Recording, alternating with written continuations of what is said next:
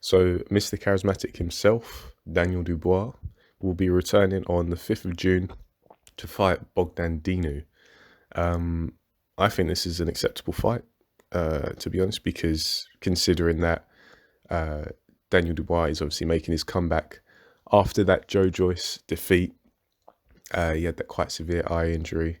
The defeat of which I predicted, and my boy Sam, he's a die-hard Daniel Dubois fan, and I love rubbing salt in that wound. I can't help it. It's such a satisfying victory.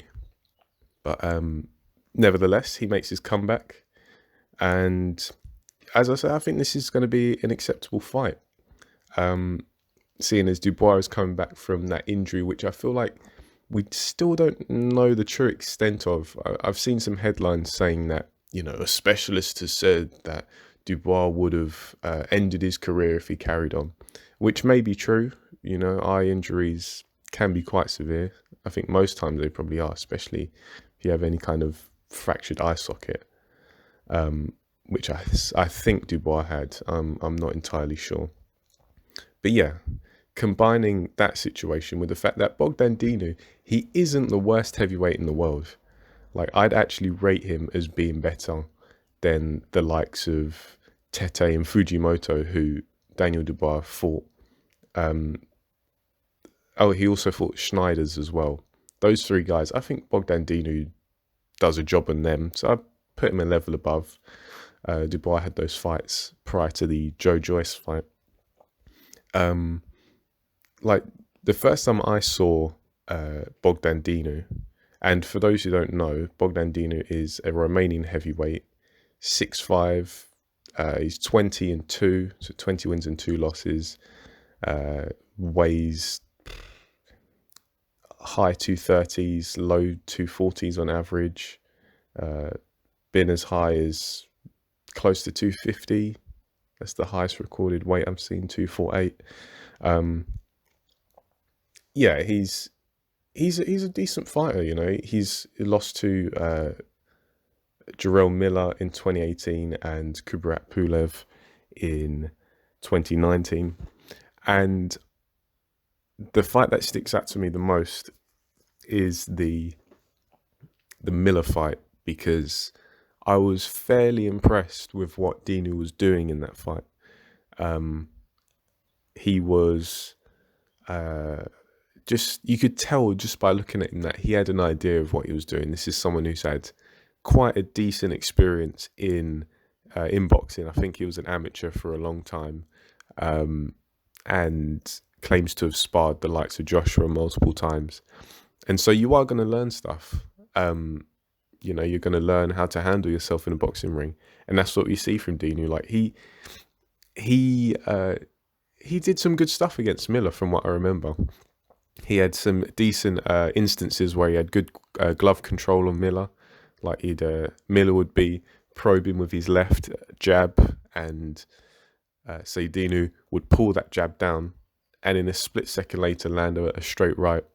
And there is some culture to his work, and it's always good to see that.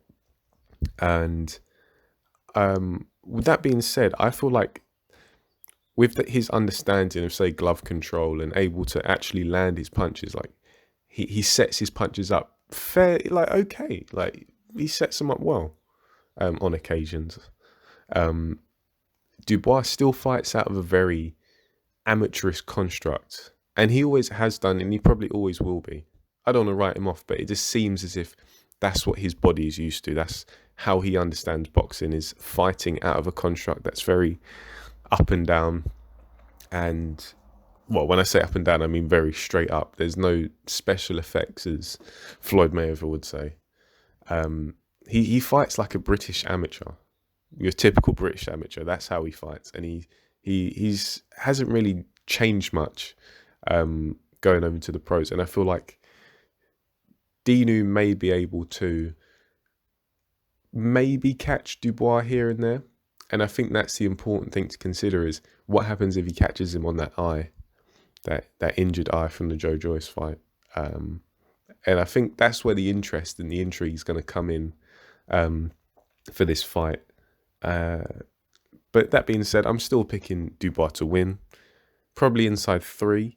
If he's anxious, then probably inside 5. Because despite the skill set that I think, like the serviceable skill set that Dinu has, he doesn't have much heart for battle. This is someone who you can see is never truly invested in a fight before the fight's even started. You know, he'll be face to face with his opponent across the ring, and he's just kind of slouched there, like he doesn't want to be there.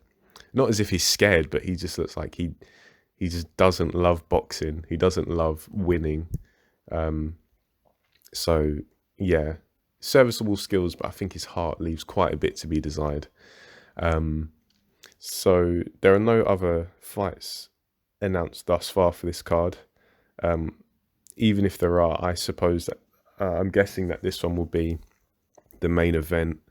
And it is for the WBA interim heavyweight title. So the infamous interim title, the infamous WBA, let's be real.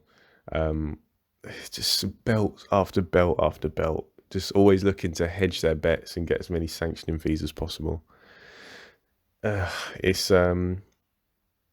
funny. I was chuckling to myself because I was wondering if the winner of this fight, who will obviously go on to be the WBA interim heavyweight title holder, whatever that means, goes on to fight the winner of Trevor Bryan versus the legendary Fraser Kendo. And Fraser Kendo can finally have his shot at the big time. So, yeah, in essence, I think this is an acceptable fight, given the circumstances and given that Dinu's actually a bit better than a lot of the people Dubois has fought prior to Joe Joyce. So yeah, I'll be paying attention with this on. Probably won't watch it live. I'll just catch the highlights and see who the winner is. But yeah, an acceptable fight in my opinion. And let's see how Dubois looks on his comeback. So yeah, those are just my thoughts, guys. If you like this video, press thumbs up. If you like the channel, subscribe and let's get this ball rolling. And if you want to discuss this fight and give your thoughts, yeah, put a comment down below. So thanks, guys.